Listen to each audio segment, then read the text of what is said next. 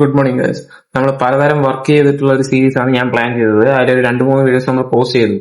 പക്ഷെ അതെല്ലാം അത്യാവശ്യം വർക്ക് ചെയ്ത് സക്സസ് ആവുന്ന പോലത്തെ വീഡിയോസ് ആണ്. ബട്ട് ഫെയിലിയേഴ്സ് ആവുന്ന വീഡിയോസ് നമുക്ക് വേണമല്ലോ. അങ്ങനെ ഒരു വീഡിയോ ഉണ്ട്, അത് ഞാൻ പോസ്റ്റ് ചെയ്യാൻ വിട്ടാണ്. പക്ഷെ ഈ വീഡിയോയിൽ അത് വരുന്നതായിരിക്കും. ഇന്നൊരു ദിവസം നമുക്ക് ഫുള്ള് സ്വിഗ്ഗിയോടെ നോക്കാം.